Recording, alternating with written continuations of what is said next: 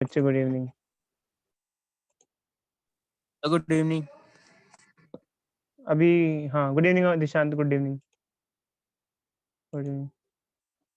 Start करें बच्चों? चलो टाइम हो चुका है हमारा। तो लास्ट क्लास में बच्चों हमने क्या-क्या डिस्कस किया था हम आपको बताते हैं। गुड इवनिंग बच्चों सभी। तो चालू करते हैं।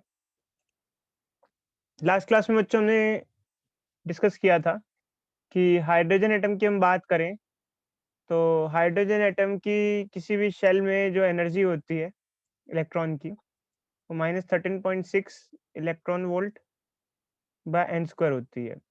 इसके हिसाब से अगर हाइड्रोजन एटम में इलेक्ट्रॉन अपनी ग्राउंड स्टेट में है, फर्स्ट ऑर्बिट में है, तो उसकी इलेक्ट्रॉन की एनर्जी हो जाएगी -13.6 इलेक्ट्रॉन वोल्ट। एनर्जी मतलब टोटल एनर्जी। सेकंड ऑर्बिट में उसकी टोटल एनर्जी हो जाएगी -3.4 इलेक्ट्रॉन वोल्ट। थर्ड ऑर्बिट में उसकी एनर्जी हो जाएगी -1.15 इलेक्ट्रॉन वोल्ट। फोर्थ ऑर्बिट में उसकी एनर्जी हो जाएगी -0.85 इलेक्ट्रॉन वोल्ट। तो ये हाइड्रोजन एटम की एनर्जी है अलग-अलग ऑर्बिट में। अलग-अलग ऑर्बिट में ये एनर्जीज़ हैं। अब हम आगे बढ़ते हैं इसी के साथ। तो हमने लास्ट क्लास में ये भी देखा था कि इलेक्ट्रॉन अगर एक हायर ऑर्बिट से लोअर ऑर्बिट में जंप करता है, तो जो रेडिएशन रिलीज़ होता है, उसकी वेवलेंथ या फ्रीक्वेंसी किस तरीके से निकाल सकते हैं। खैर बच्चों, इसके बारे में कुछ नोट्स में भी हमने दिया हुआ है, तो एक बार नोट्स का भी पढ़ लेते हैं क्या-क्या मेंशन है, क्योंकि एनसीईआरटी से हमने लिखा है। तो वही चीज़ है जो हमने अभी आपको लास्ट क्लास में बताया था, वही सब कुछ चीज़ें हैं इसके अंदर भी। The energy of an atom is least when its electron is revolving closest to the nuclei। ये सब दे रखा है, उसमें बता रखा है सब। और ये बता रखा है कि जब इलेक्ट्रॉन फर्स्ट ऑर्बिट में घूम रहा होता है, तो उस टाइम उसका रेडियस स्मॉलेस्ट होता है और वो बोर रेडियस कहलाता है। हाइड्रोजन एटम की हम बात करें, और उस टाइम में जब इलेक्ट्रॉन फर्स्ट ऑर्बिट में होता है या ग्राउंड स्टेट में होता है, तो उसकी एनर्जी ये होती है। अब एक्चुअली क्या होता है कि यहाँ पर एक चीज़ और डिस्कस कर रखी है, आयनाइज़ेशन एनर्जी। अगर देखो तो यहाँ पर हमने एक और चीज़ डिस्कस की एंड में, आयनाइज़ेशन एनर्जी। एक्चुअल में क्या होता है कि मान लो कि हाइड्रोजन एटम में एक इलेक्ट्रॉन है जो कि फर्स्ट ऑर्बिट में है। ये प्रोटॉन है और ये इलेक्ट्रॉन फर्स्ट ऑर्बिट में घूम रहा है हमारा, मान लो। इसको हम कुछ एनर्जी देते हैं और ये इलेक्ट्रॉन को इतनी कम समय एनर्जी दें ताकि ये एस्केप करके बाहर चला जाए, हमेशा के लिए चला जाए। तो कितनी एनर्जी देनी पड़ेगी इसे? आयनाइज़ेशन एनर्जी कहते हैं। शायद केमिस्ट्री में आपने ऐसा कुछ पढ़ा हो। तो कितनी एनर्जी देनी पड़ेगी? अगर हाइड्रोजन एटम में फर्स्ट ऑर्बिट में इलेक्ट्रॉन की एनर्जी -13.6 इलेक्ट्रॉन वोल्ट है। देखो अच्छा, नेगेटिव एनर्जी हमेशा स्टेबिलिटी को दिखाता है। मतलब अगर एनर्जी नेगेटिव है तो सिस्टम स्टेबल है। तो टोटल एनर्जी नेगेटिव है तो system stable and bounded system है। नेगेटिव एनर्जी बाउंडेड सिस्टम और स्टेबल सिस्टम को रिप्रेजेंट करता है। ठीक इतनी ही अगर आप पॉजिटिव एनर्जी दे दो, मतलब पॉजिटिव 13.6, तो टोटल एनर्जी हो जाएगी 0 और वो इलेक्ट्रॉन एस्केप हो जाएगा।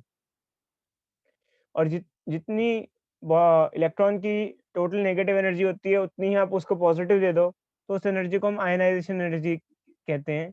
क्योंकि उतनी ही पॉजिटिव एनर्जी देने से वो जो इलेक्ट्रॉन है वो एस्केप कर जाएगा, और उस एनर्जी को हम लोग आयनाइजेशन एनर्जी कहते हैं कि energy required for escape of electron from its atom is known as ionisation energy. But फ़र्क ये है, टोटल एनर्जी नेगेटिव होती है और आयनाइजेशन एनर्जी जो होती है वो पॉजिटिव होती है। तो नोट्स में भी यहाँ मेंशन किया हुआ है बच्चों, आप देखो। The minimum energy required to free electron from the ground state of hydrogen atom is 13.6। It is called ionisation energy of hydrogen atom. ये बता रखा है, इसके बारे में बता रखा है। अब थोड़ा सा और आगे की कहानी बता रखी है कि at room temperature most of the hydrogen atom are in ground states. When an hydrogen atom receive energy by process such as electron collision, the atom may acquire sufficient energy to raise the electron to higher energy state। आमतौर पे जो electron होते हैं वो अपने main ground state में ही घूम रहे होते हैं। बट अगर सफिशिएंट अमाउंट ऑफ एनर्जी मिल जाए तो इलेक्ट्रॉन एक्साइट होके हायर ऑर्बिट में जंप कर देते हैं, जैसे कि सेकंड ऑर्बिट में अगर जंप कर गया, इसकी एनर्जी -3.4 इलेक्ट्रॉन वोल्ट है। तो कितनी एनर्जी चाहिए होगी इलेक्ट्रॉन का एक्साइट होने के लिए? तो आप एनर्जी डिफरेंस निकालो दोनों ऑर्बिट का, जो कि 10.2 इलेक्ट्रॉन वोल्ट आया। इतनी सफिशिएंट अमाउंट ऑफ एनर्जी आपको मिल जाएगी तो इलेक्ट्रॉन ग्राउंड स्टेट से एक्साइट होकर सेकंड ऑर्बिट में पहुंच जाएगा, और फर्स्ट ग्राउंड स्टेट से सीधे थर्ड ऑर्बिट में जाने के लिए जो एनर्जी चाहिए वो चाहिए 12.09 इलेक्ट्रॉन वोल्ट, ये भी मेंशन कर रखा है। तो ये एक्साइटेशन के लिए एनर्जी के बारे में मेंशन कर रखा है, ठीक है।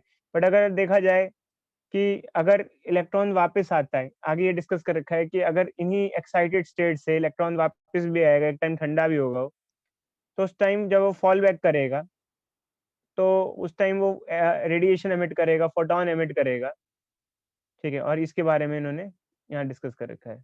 कोई डाउट बच्चों? अब इसके बारे में लास्ट लाइन जो क्या है वो ये है, the highest energy state correspond, मतलब अगर अब देखा जाए तो एक्चुअली क्या है कि किसी भी हाइड्रोजन एटम या किसी भी एटम की बात करो तो फर्स्ट ऑर्बिट, सेकंड ऑर्बिट, ऐसे कई सारे ऑर्बिट्स होते हैं।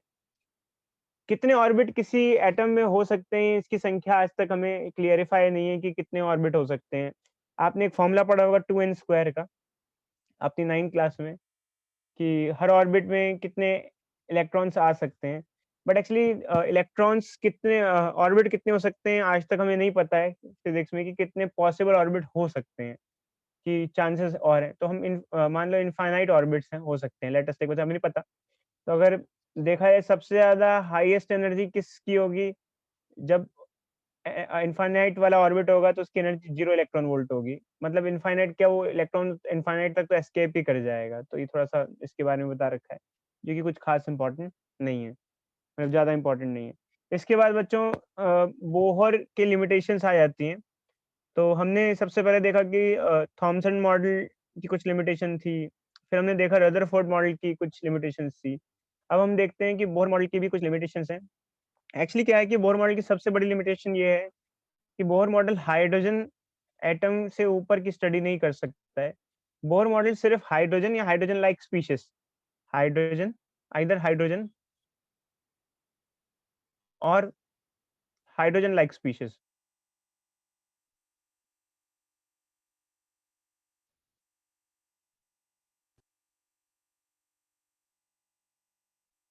हाइड्रोजन लाइक स्पीशीज क्या होती हैं? देखो बच्चों, हाइड्रोजन लाइक स्पीशीज मतलब कि जिनके आउटर मोस्ट शेल में एक इलेक्ट्रॉन है,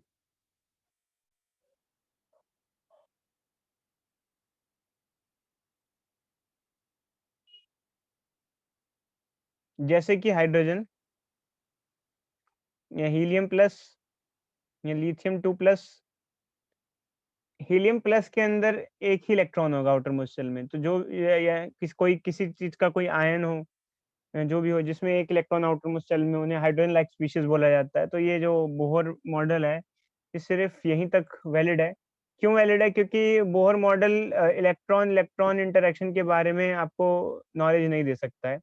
सर ऐसा कुछ बोहर, हाँ बोलो बच्चे बोलो। ऐसे सोडियम में भी आउटर मोस्ट में वन ही वो होता है इलेक्ट्रॉन। देखो बच्चे, वन मतलब कि ओवरऑल वन, मतलब कि अच्छा सर, पूरा ओके। कुल मिला के एक ही इलेक्ट्रॉन हो। जैसे हाइड्रोजन में एक होता है, हीलियम में तो दो होते हैं, बट अगर हीलियम प्लस हो जाए, एक तो एक इलेक्ट्रॉन निकल भाग जाएगा फिर, जाए। हाँ। हाँ, क्योंकि चक्कर क्या है, अगर दो इलेक्ट्रॉन हुए तो उनके उनका इंटरेक्शन कैसे स्टडी करें, इलेक्ट्रॉन इलेक्ट्रॉन कैसे बिहेव करेंगे आपस में, ये हमें उसमें बोहर में नहीं पता कि इलेक्ट्रॉन इलेक्ट्रॉन कैसे इंटरेक्शन करेंगे। जैसे बता रखा है, the Bohr model is applicable to hydrogenic atoms, it can not be extended even to two electron system such as helium. Helium के लिए भी एप्लीकेबल नहीं है, बट हीलियम के लिए नहीं है, बट हीलियम आयन के लिए फिर भी एप्लीकेबल हो जाएगा। क्योंकि चक्कर क्या है कि हीलियम अगर एक इलेक्ट्रॉन लूज कर जाएगा तो फिर भी हाइड्रोजन लाइक स्पीशीज बन जाएगी वो। The analysis of atom with more than one electron was attempted on the lines of Bohr model of ionic atoms, but did did not meet any success. Successful नहीं था क्योंकि उसमें और deep study चाहिए होती है। तो ये बच्चों, ये कहानी है बोहर की, कि बोहर भी लिमिटेशन के साथ ही एग्जिस्ट करता है। यार ये क्या हो गया, कंप्यूटर ऑफ हो गया, दूसरा लैपटॉप खोलना पड़ेगा। फट के चलता है, ऐसे नहीं चलता। एक मिनट रुकना बच्चों।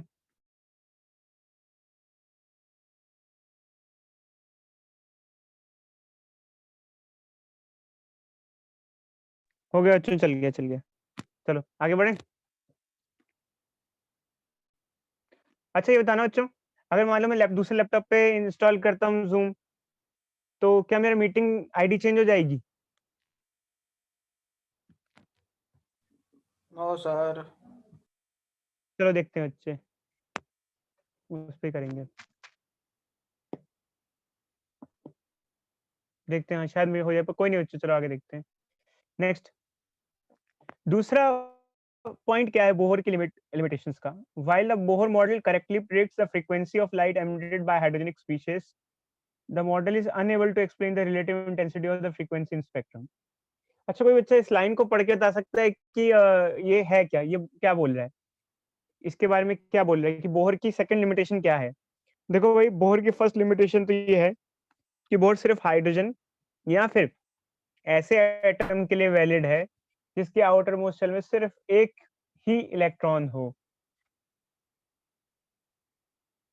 देखो बच्चे, देखो सेकंड पॉइंट बताओ, सेकंड पॉइंट कुछ समझ में आया या नहीं आया आपको? बताओ।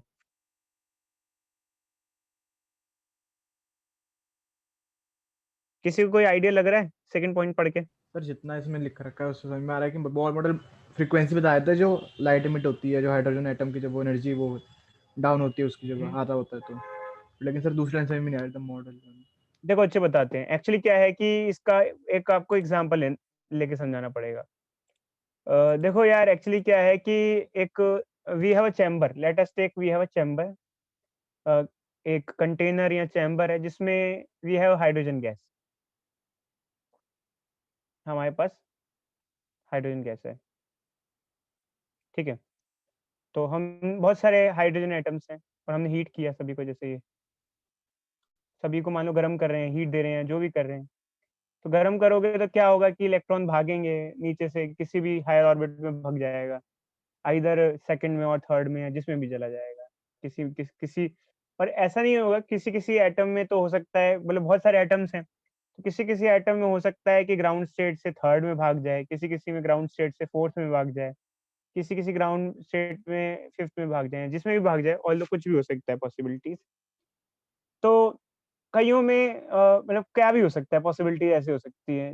तो खैर हम ज्यादा डीप में नहीं जाते, मान लो चलो दो ही एटम है, दोनों एटम में फर्स्ट से थर्ड में भाग गया इलेक्ट्रॉन, दो हम इलेक्ट्रॉन की बात करें, और भागा है तो जब वो ठंडा होगा, जैसे हीट तो करते नहीं रहेंगे, एक टाइम आएगा उसको ठंडा होने देंगे, तो वापस आएगा, थर्ड से फर्स्ट में भी आएगा। बट मान लो कि थर्ड से फर्स्ट में एक में डायरेक्ट जंप करके आ गया, और एक दूसरे एटम में क्या हुआ कि थर्ड से सेकंड में आया और सेकंड से फर्स्ट में आया। तो अब यार ये बताओ कि हम कैसे माने कि क्या होने के ज्यादा चांसेस हैं? मतलब इनमें से जैसे 100 एटम में अगर ऐसा हो रहा है कि थर्ड से फर्स्ट में आ रहा है, तो क्या हाफली हाफ हाफ केसेस में ऐसा होगा, या फिर किसी केस में ऐसा हो सकता है कि थर्ड से फर्स्ट वाले केस ज्यादा हों? जैसे 100 केसेस हैं ऐसे कि थर्ड ऑर्बिट में इलेक्ट्रॉन है, उनको थर्ड से फर्स्ट में आना है, तो क्या ऐसा हो सकता है कि 50-50% हो? नहीं सर जबकि ये ऐसा तो पता नहीं नहीं, होता एक्चुअल में, पता ही ऐसा नहीं। नहीं होता है। मतलब जैसे 100 एटम है तो थर्ड से फर्स्ट में आना है, तो 30 केस में ऐसा हुआ, लेटेस्ट टेक, तो 70 केस में ऐसा हुआ। तो अब एक्चुअली ऐसा क्यों हो रहा है कि 30 केस में थर्ड से फर्स्ट में डायरेक्ट इलेक्ट्रॉन आ जा रहा है, और 70 केसेस में ऐसा हो रहा है कि थर्ड से सेकंड में आ रहा है और सेकंड से फर्स्ट में आ रहा है? ये समझे आप? क्या सर तो तो फिर यही अब है। क्या होगा, इससे क्या होगा, अब देखो इससे क्या होगा कि अलग अलग वेवलेंथ रिलीज होती है। जैसे इसमें लैम्डा 1 वेवलेंथ रिलीज हुई, थर्ड से फर्स्ट में इलेक्ट्रॉन आया तो अलग टाइप की वेवलेंथ हुई। इसमें लैम्डा 2 वेवलेंथ हुई, इसमें लैम्डा 3 वेवलेंथ हुई। तो अब अगर आप देखोगे तो इसमें कौन सी रेडिएशन ज्यादा एमिट हो रही है? बेसिकली लैम्डा 1 या लैम्डा 2 को कंपेयर करें हम, या लैम्डा 1 लैम्डा 2 लैम्डा 3 में कंपैरिजन करें, तो लैम्डा 2 लैम्डा 3 तो मान लो सेम ही है, इक्वल अमाउंट में। बट लैम्डा 1 कम है, कम एमिशन हो रहा है उसका, जबकि लैम्डा 2 का एमिशन कंपैरेटिवली ज्यादा हो रहा है, क्योंकि 70 केसेस में राइट साइड वाला केस हो रहा है। तो राइट साइड वाले केस की इंटेंसिटी ज्यादा होगी, मतलब ये वाली रेडिएशन ज्यादा एमिट होगी राइट साइड वाली। तो ऐसा क्यों हुआ? ये चीज तो हम भी नहीं सोच सकते कि ऐसा क्यों हुआ, कि ऐसा क्यों हुआ। तो इस चीज के बारे में वो सोच नहीं पाया कि ऐसा ही क्यों होता है कि 50-50% डिवाइड क्यों नहीं होता है, कि थर्ड से फर्स्ट में इलेक्ट्रॉन को आना है तो इक्वली प्रोबेबिलिटी डिवाइडेड क्यों नहीं होती, अनइक्वल क्यों होती है? इसके बारे में उसके पास कोई लॉजिक नहीं था। ये समझे या नहीं समझे बात बच्चों? बोलो। समझ गया सर।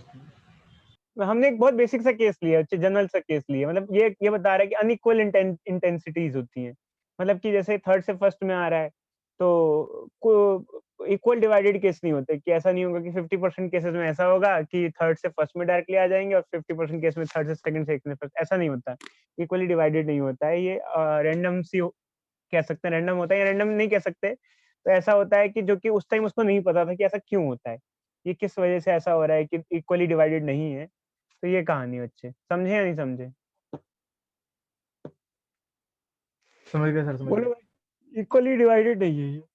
तो ये इसके बारे में नहीं पता था। ख़ैर बाकी जो मॉडल आगे समझ लो आए होंगे, उन्होंने इसका डिस्क्रिप्शन भी दिया होगा, कोशिश की होगी इसको एक्सप्लेन करने की। क्योंकि ख़ैर अभी हमारे सिलेबस में नहीं है, आगे जाओगे तो कुछ सीखोगे। ख़ैर वैसे तो आगे वाले मॉडल काफ़ी ज़्यादा मैथमेटिकल हो जाते हैं, फिज़िक्स के लेवल से साइड हो जाते हैं काफ़ी।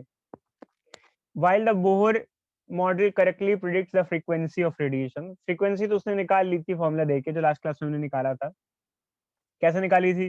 वही फ़ॉर्मूला है कि इलेक्ट्रॉन अगर यहाँ से यहाँ जंप करेगा, तो ये फ्रीक्वेंसी एमिट होगी। बट इंटेंसिटीज़, रिलेटिव इंटेंसिटी नहीं समझा पाया कि ये वाली फ्रीक्वेंसी ज़्यादा एमिट क्यों हो रही है, ये वाली वेवलेंथ कम क्यों हो रही है। ये इलेक्ट्रॉन की जंपिंग, ये वाले केसेस ज़्यादा देखने को क्यों मिल रहे हैं, तो इसके बारे में एक्सप्लेनेशन नहीं दे पाया। समझे बच्चों इस बारे में आपको? Yes sir. अब हम आते हैं नेक्स्ट एटॉमिक स्पेक्ट्रा पे। एटॉमिक स्पेक्ट्रा क्या होता है बच्चों? तो इसको पहले हम समझाएँगे, फिर डेफिनेशन पढ़ेंगे, क्योंकि एक्चुअली डेफिनेशन में कुछ खास ऐसी चीज़ नहीं है जिससे आपको समझ में आए। देखो चेक, एटॉमिक स्पेक्ट्रा क्या होता है कि जैसे मान लो कि हमारे पास हाइड्रोजन गैस है और हमने उसको ले लिया एक चैम्बर में, कंटेनर में, उसमें बहुत सारे एटम्स हैं हाइड्रोजन के। तो मान लो बहुत सारे मल्टीपल एटम्स हैं, प्रोटॉन, ये इलेक्ट्रॉन ऐसे चक्कर लगा रहा है यूँ, प्रोटॉन, इलेक्ट्रॉन चक्कर लगा रहा है। बहुत सारे ऐसे इनफाइनाइट एटम्स हैं, तो मल्टीपल एटम्स हैं। तो मान लो आपने हीट किया, उसको हीट किया, तो पहले जो इलेक्ट्रॉन है सभी अपने फर्स्ट ऑर्बिट में होंगे, मतलब ग्राउंड स्टेट में होंगे। और फिर जैसे कि मैंने आपको बताया कि हीट करोगे तो जंप कर जाएँगे, किसी में फर्स्ट से लेके सेकंड में, किसी में फर्स्ट से थर्ड में, किसी में फर्स्ट से फोर्थ में, किसी में फर्स्ट से फिफ्थ में, जिसमें भी चले गए, हायर से और जितने जा सकते हैं, जितना भी हीट करोगे, उतना-उतना हायर ऑर्बिट में चले जाएँगे। फिर आप हीट तो कर दिया, फिर आप उसको ठंडा करने के लिए रख दो। ठंडा करोगे तो वापस इलेक्ट्रॉन्स अपनी एनर्जी वापस छोड़ के वापस वापस आने की कोशिश करेंगे। जैसे मान लो फोर्थ से फर्स्ट में आ रहे हैं, तो मैंने आपको बताया था बच्चों कि जैसे फोर्थ से फर्स्ट में आ रहे हैं, तो कितने अलग-अलग वेवलेंथ या फ्रीक्वेंसी पॉसिबल है। तो मैंने आपको बताया था कि ये फ़ॉर्मूला होता है जो बताता है कि जैसे किसी ऑर्बिट से ग्राउंड स्टेट में आ रहे हैं, तो कितनी अलग-अलग वेवलेंथ निकल सकती है। फोर्थ से अगर फर्स्ट में आ रहे हैं, जैसे मान लो फोर्थ से फर्स्ट में आ रहे हैं, तो 4, 4 माइनस 1 3/2, 6 वेवलेंथ निकल सकती हैं, 6 अलग-अलग रेडिएशन निकलेंगे। तो मान लेते हैं कि चलो 1 से 5 तक नहीं है, यही मान लेते हैं कि ज़्यादा से ज़्यादा इलेक्ट्रॉन 1 से कुछ-कुछ इलेक्ट्रॉन, एटम के अंदर इलेक्ट्रॉन फर्स्ट से सेकंड में चले गए, कुछ-कुछ में फर्स्ट से थर्ड में चले गए, कुछ-कुछ में फर्स्ट से फोर्थ में चले गए, ऐसे चले गए। तो मान लो अगर फोर्थ से फर्स्ट में जंप कर रहे हैं, तो क्या-क्या वेवलेंथ पॉसिबल है और किस-किस केस में पॉसिबल है? क्या-क्या पॉसिबिलिटीज़ हैं? फोर्थ से अगर फर्स्ट में आना है तो फोर्थ से थर्ड में आएँ, ठीक है? फिर थर्ड से सेकंड में आएँ, फिर सेकंड से फर्स्ट में आएँ, ये हो सकता है। सीधा फोर्स से या बना। या फिर 4 से डायरेक्टली किस में आ जाए, सेकंड में आ जाए, फिर सेकंड से फर्स्ट में आ जाए, ऐसा हो सकता है। और क्या हो सकता है? या तो 4 से थर्ड में आ जाए और थर्ड से थर्ड से फर्स्ट में वन आ में जाए आना। डायरेक्टली। मतलब क्या केसेस पॉसिबल हो सकते हैं? मतलब क्या-क्या जंप हो सकते हैं? इलेक्ट्रॉन का जंप किस-किस तरीके से सर हो एक बार सकता है? 4 से 1 भी होगा ये। 4 से 1 भी हो जाएगा, अच्छे 4 से डायरेक्ट 1 हो जाएगा एक। तो मतलब क्या-क्या 6 केसेस होने चाहिए हमारे पास, जो हमने हो गए लगाया है। 6 केसेस हो 6 गए। इलेक्ट्रॉन जितना भी जंप करेगा तो 6 ओवरऑल 6 केसेस होने चाहिए, हो सकते हैं हमारे पास, कि कुल मिला के ये हो। तो पहला केस तो ये हो गया 4 से थर्ड, थर्ड से सेकंड, सेकंड से फर्स्ट में आ गया। या फिर ऐसा हो सकता है कि 4 से थर्ड में आ जाए, फिर थर्ड से डायरेक्ट देखो 4 से थर्ड में आया और थर्ड से डायरेक्टली फर्स्ट में आ गया, तो 3 से 1 का केस भी हो सकता है, जो कि हमने यहाँ ले लिया है। और ये हो सकता है कि 4 से पहले 2 में आ जाए डायरेक्टली, फिर 2 से 1 में आ जाए, तो 4 से 2 वाला केस भी हमने ले लिया है ये। या फिर 4 से 1 में डायरेक्टली आ जाए, तो 6 केसेस हो सकते हैं। तो एक्चुअली अगर हमारे पास एक सैंपल है और मतलब सैंपल है, उसमें इलेक्ट्रॉन फर्स्ट से फोर्थ में जंप कर गए हैं, मोस्टली सारे, मान लो सारे इलेक्ट्रॉन फर्स्ट से फोर्थ में चले गए हैं। तो जब वो वापस लौटेंगे तो कितनी-कितनी पॉसिबल वेवलेंथ हो सकती हैं? क्या-क्या पॉसिबल वेवलेंथ हो सकती हैं? तो 6 टाइप की वेवलेंथ हो सकती हैं अलग-अलग। ये इसमें लैम्बडा 1 अगर एमिट हो रही है, इसमें लैम्बडा 2 वेवलेंथ या लैम्बडा 2 वेवलेंथ वाली ईएम वेव या फ्रीक्वेंसी वाली ईएम वेव, इस ऐसे टाइप की वेव हो रही है एमिट। तो सब में अलग-अलग टाइप की फ्रीक्वेंसी वाली रेडिएशंस एमिट होंगी, और या फिर सब में कह सकते हैं कि अलग-अलग वेवलेंथ वाली रेडिएशन एमिट होंगी। क्यों? क्योंकि सभी में एनर्जी डिफरेंस अलग-अलग आएगा।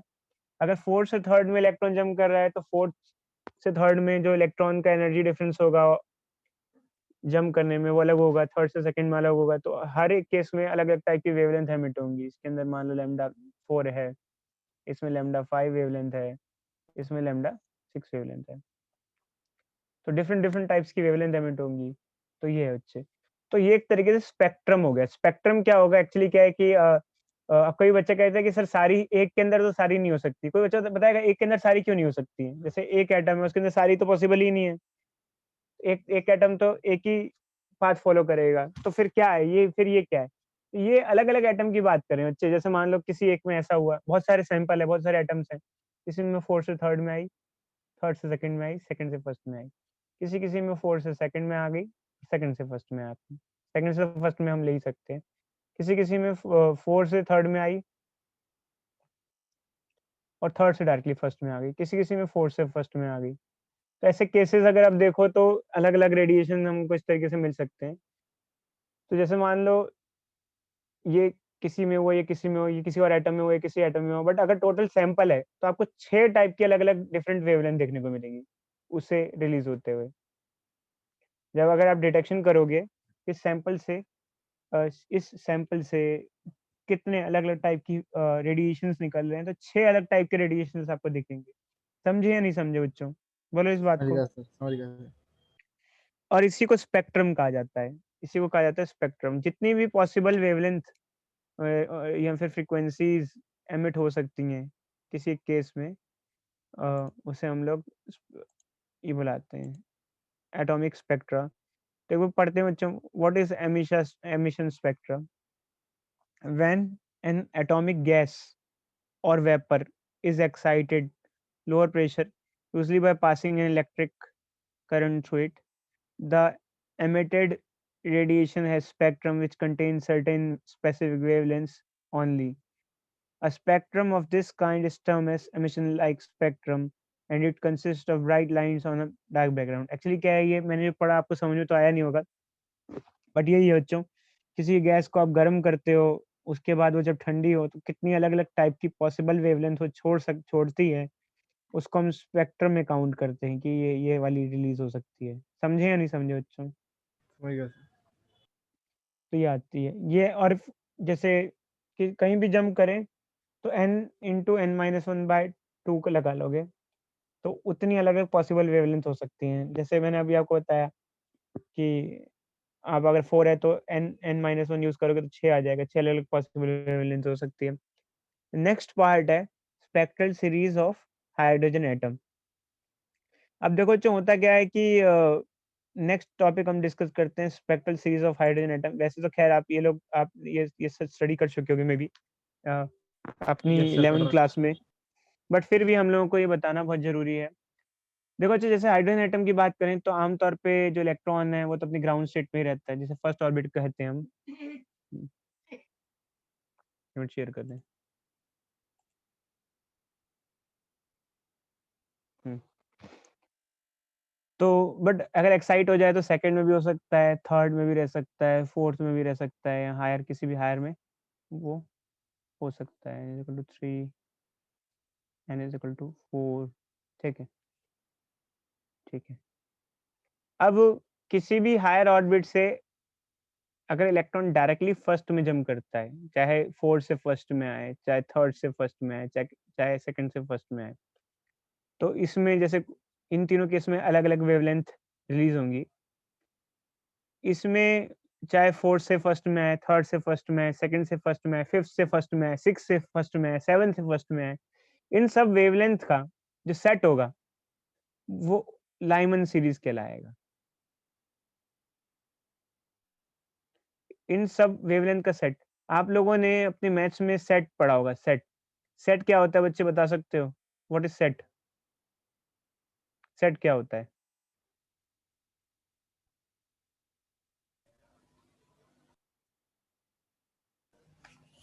सेट क्या होता है set? Set is a collection. A set क्या होता है? well-defined collection, collection of objects. Collection होता है। तो कलेक्शन मतलब जैसे सेकंड से फर्स्ट में इलेक्ट्रॉन जंप किया, तो जो वेवलेंथ या फ्रीक्वेंसी एमिट हुई, या फिर थर्ड से फर्स्ट में किया जो वेवलेंथ एमिट हुई, या फोर्थ से फर्स्ट में किया जो वेवलेंथ एमिट हुई, या फिफ्थ से फर्स्ट में किया जो वेवलेंथ एमिट हुई, वो सारी वेवलेंथ का अगर आप सेट बना लो, उन सारी वेवलेंथ का सेट बना लो, जैसे इसमें लैम्डा 1 हुई, इसमें लैम्डा 2 हुई है, जो भी है, इन सब का अगर आप सेट बना लो, तो ये जो सेट है, ये वेवलेंथ जो है, इसको एक ग्रुप के अंदर डाल दिया गया है और इस ग्रुप को कहेंगे लाइमन सीरीज। अब क्वेश्चन ये आता है, बच्चे कहते हैं सर इसको एक ग्रुप में क्यों डाला आपने? उसका कारण अभी हम आपको एक्सप्लेन करेंगे कि एक ही ग्रुप में क्यों डाला। ऊपर से फर्स्ट में जब भी जंप करेगी, तो उसको एक ग्रुप में डाल दिया जाता है, और जो भी वेवलेंथ एमिट होती है उसको लाइमन सीरीज कहते हैं। ठीक ऐसे ही अगर किसी भी ऊपर वाले ऑर्बिट से सेकंड में डायरेक्टली जंप करे, जैसे कि फोर्थ से सेकंड में जंप करे, थर्ड से सेकंड में जंप करे, फिफ्थ से सेकंड में जंप करे, किसी से भी सेकंड में जंप करे डायरेक्टली, मतलब एनएच से अगर सेकंड में जंप करे, तो उसको बाल्मर।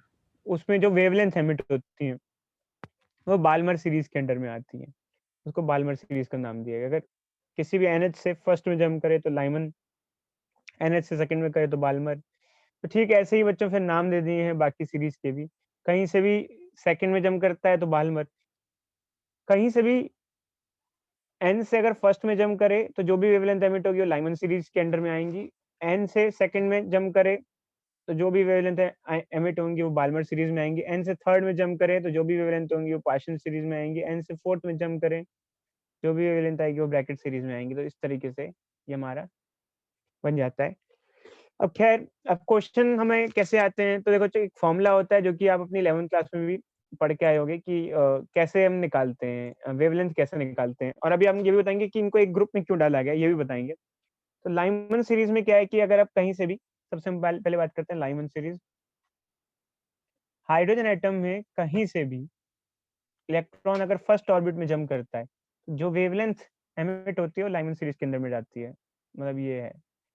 तो उसमें अगर आपको वेवलेंथ निकालनी हो तो ये फॉर्मूला होता है हमारा, ये जनरल फॉर्मूला होता है।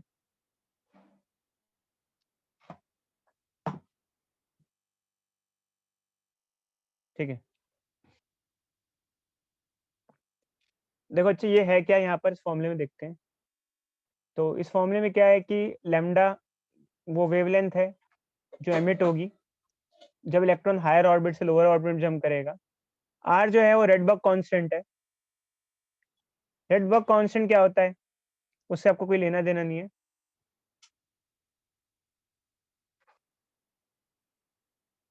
उसकी वैल्यू सिर्फ हम आपको बता देंगे। NF is final orbit, Ni is initial orbit.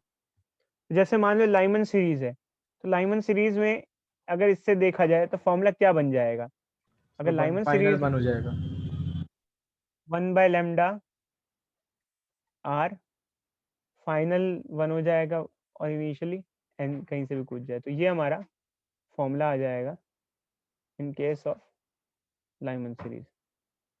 अगर इलेक्ट्रॉन कहीं से भी फर्स्ट में जंप करता है, तो जो जो पॉसिबल मतलब जैसे वेवलेंथ एमिट होती हैं किसी भी ऑर्बिट से आए, तो वो लाइमन सीरीज में आती हैं, और ये आ जाता है फॉर्मूला उसका।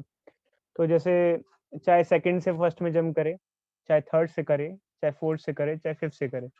अब देखो बच्चे, होता क्या है कि मैंने आपको पहले जब पढ़ाया था, तो मैंने आपको बताया था वेवलेंथ निकालने के 2 फॉर्मूले होते हैं। हमने जब आपको लास्ट क्लासेस में बताया था कि जैसे फर्स्ट ऑर्बिट की जो एनर्जी होती है वो -13.6 होती है इलेक्ट्रॉन वोल्ट में।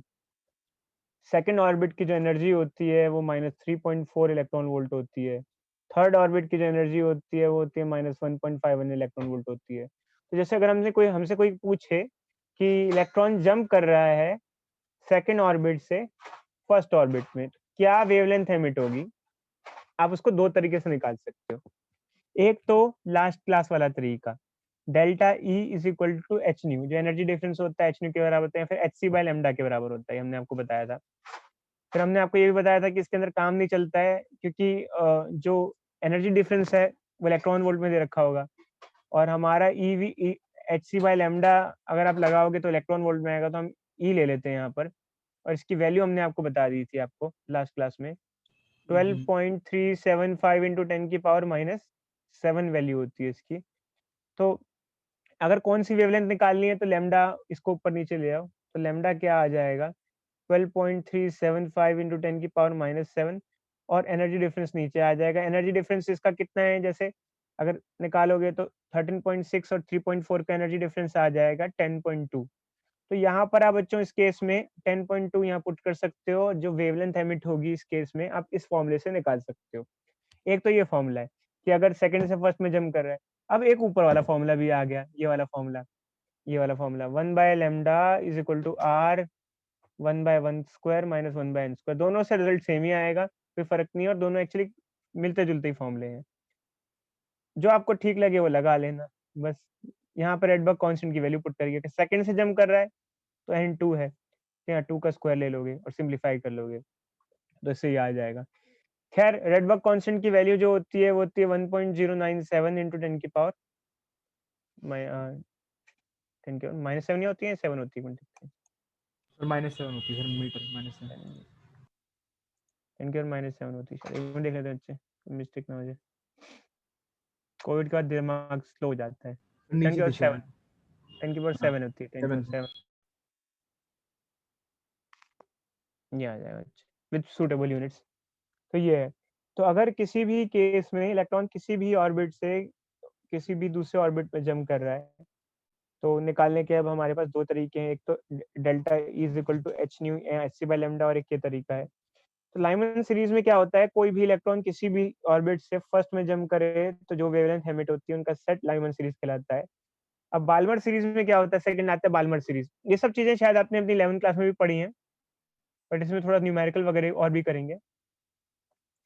कोई भी इलेक्ट्रॉन अगर किसी भी हायर ऑर्बिट से डायरेक्टली सेकंड में जंप करे, सेकंड से फिर बाद में फर्स्ट में आ जाए तो ठीक है, कहीं भी आ जाए हमें नहीं मतलब, बट अगर कहीं से भी सेकंड में जंप करे तो जो वेवलेंथ एमिट होती है वो बाल्मर सीरीज में आती है, तो वेवलेंथ जो रिलीज होगी उसका ये फॉर्मूला है। तो अब यहाँ पर क्या आ जाएगा 2 का स्क्वायर और यहाँ 1/n का स्क्वायर। अब यहाँ 2 क्यों आया, क्योंकि अब फाइनली वो 2 में आ रही है और इनिशियली वो कहीं n से आ रही है, ये फॉर्मूला अप्लाई होगा।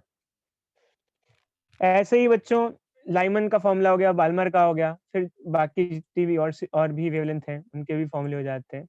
तो उनके नाम हैं, जैसे कि आपने शायद पहले पढ़े हो, लाइमन, बाल्मर, पाशन, ब्रैकेट और फंड। इसका नाम आपने पढ़ा होगा 11th क्लास में, पी साइलेंट होता है तो फंड सीरीज होता है ये, अगर है। और बाकी फॉर्मूला सबका सेम रहता है, बस यहाँ पर लाइमन में यहाँ 1 होता है क्योंकि n से 1 में आ रहा है, बाल्मर में यहाँ 2 हो जाता है, पाशन में यहाँ 3 हो जाता है, और ब्रैकेट में यहाँ 4 हो जाता है, फंड में यहाँ 5 हो जाता है। इस तरीके से वेरी करता है। अब क्वेश्चन बच्चे कहते हैं कि सर ऐसा क्यों हुआ कि कहीं से भी फर्स्ट में आ रही थी उसको एक ग्रुप में डाल दिया गया, ये क्यों है, ऐसा क्यों है कि कहीं से भी जंप कर रहा है? और उसका कारण है बच्चों, देखो देखो एक्चुअली बताते हैं। कहीं से भी फर्स्ट में आ रहा है उसको एक ग्रुप में डाल दिया गया, उसके कारण है, जैसे कि एन से फर्स्ट में आ रहा है ग्रुप में, जैसे सेकंड से फर्स्ट में आ रहा है, जैसे थर्ड से फर्स्ट में आ रहा है, फोर्थ से फर्स्ट में आ रहा है, या फिफ्थ से फर्स्ट में आ रहा है। तो उसका कारण ये होता है कि बच्चों ऐसे केस में जो वेवलेंथ एमिट होती है वो आस-पास होती है। जैसे इसकी वेवलेंथ, इसकी वेवलेंथ, इसकी वेवलेंथ में बहुत ज़्यादा फ़र्क नहीं देखने को मिलता है, आस-पास ही होती हैं, और इवन आस-पास भी होती हैं और लगभग-लगभग एक ही स्पेक्ट्रम के अंदर एग्ज़िस्ट करती हैं।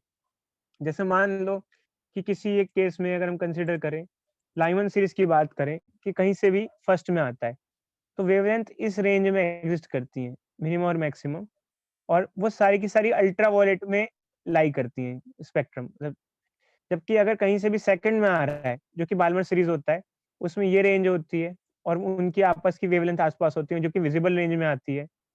जो बाल्मर सीरीज़ होती है, वो विज़िबल रेंज में आती है। जो पाशन सीरीज़ होती है, उसमें कहीं से भी थर्ड में जंप करे और वो इंफ्रारेड में आती है। तो हमने एक सेट इसलिए बनाया है कि जैसे कहीं से भी फर्स्ट में आ रही है, जैसे सेकंड से फर्स्ट में आ रही है, थर्ड से फर्स्ट में आ रही है, फोर्थ से फर्स्ट में आ रही है, फिफ्थ से फर्स्ट में आ रही है, सिक्स्थ से फर्स्ट में आ रही है, तो इनकी वेवलेंथ में बहुत ज़्यादा फ़र्क नहीं होता है। जैसे अगर सेकंड से फर्स्ट में जो वेवलेंथ एमिट होती है, थर्ड से फर्स्ट में जो वेवलेंथ एमिट होती है, वो थोड़ी आस-पास ही होती है, बहुत ज़्यादा फ़र्क नहीं होती है। फोर्थ से फर्स्ट में आ रही है, तो इनकी वेवलेंथ आस-पास कंपेरेबल है, मतलब एक ही कैटेगरी के लोग हैं ये लोग, सब एक ही टाइप के लोग हैं। जबकि अगर देखा जाए दूसरा सेट है, जैसे लाइमन का सेट हो गया, बाल्मर के सेट में अगर देखा जाए तो 3rd से 2nd में आ रही है, 4th से 2nd में आ रही है, 5th से 2nd में आ रही है। इनका एक ग्रुप है अपना, इनकी वेवलेंथ अपने आस-पास है। बट अगर एक ग्रुप से दूसरे ग्रुप को कंपेयर करो तो उनकी वेवलेंथ में ज़मीन-आसमान का फ़र्क हो जाएगा। जैसे आप कहो कि मैं कंपेयर करता हूँ 3rd से 1st में और 3rd से 2nd में। तो इसमें जो वेवलेंथ आएगी इसमें जो वेवलेंथ आएँगी, उनमें बहुत ज़्यादा फ़र्क देखने को मिलेगा। इसीलिए इनको एक सेट का पार्ट नहीं लिया जाता, एक सेट वही होता है जिसमें जो आस-पास की वेवलेंथ ही होती हैं। समझे या नहीं समझे बच्चों? बोलो भाई बोलो। Yes sir. एक ही मोहल्ले के लोग हैं, तो मान के चलो। तो इसलिए एक सेट है। कहीं से भी फर्स्ट में जंप करेंगे तो जो-जो वेवलेंथ होंगी उनको लाइमन सीरीज़ बोल दिया जाएगा। कहीं से भी सेकंड में जंप करेंगी, उनकी वेवलेंथ भी आस-पास ही होती है। तो हमें इस तरीके से ये तो है। चलो अच्छा दोबारा दूसरी मीटिंग चालू करते हैं, टाइम खत्म हो रहा है।